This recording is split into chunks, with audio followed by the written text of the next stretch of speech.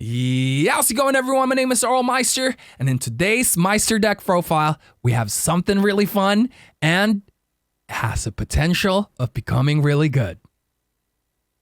This is my Steel/Ruby Pirate Location deck. Let's take a look at the list really quick. At first glance, it looks very much like a mid-range deck. But as I play it more and more, I would definitely call this a mid-grow deck. This deck is so scary to build tempo against, and also fast when the opponent doesn't find a tool to deal with John Silver. That being said, the main core of this deck is John Silver and locations.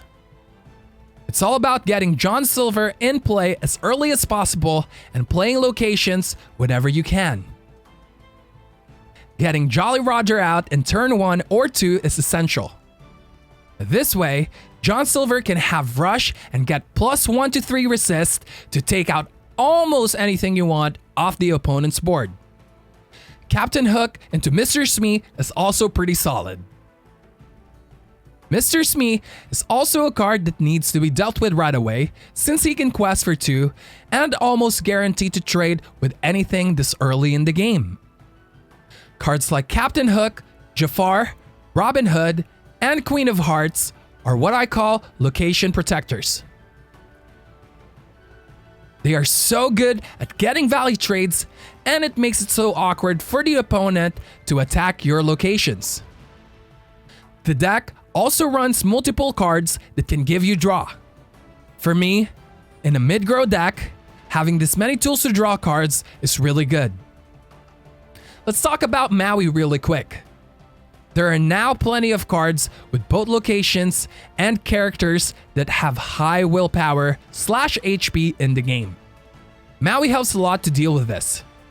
He is just a super solid card and unmatched stats at turn 5 and rush, so you can use him right away, especially in mirror matches. Now, let's talk about Captain Hook, thinking of happy thoughts. This is a tough one to include in the deck. I think out of all the cards here, Captain Hook is the one that can easily be replaced. Don't get me wrong, shifting a cost 1 hook into this is nice. But always remember that shifting is a 2-card investment. And I'm not sure how consistent the value you get from doing that. Now, it's definitely nice to put him in Jolly Roger and take out almost any target you want. But Maui can already do that for you. If we do decide to take the hook out of the picture, I think a Whole New World is a pretty solid card to replace it with. At turn 6, you can sing a Whole New World, and if you have John Silver in play, every single location you draw and play is an additional lore for John Silver. Speaking of turn 6, this deck is not afraid to spam and play locations.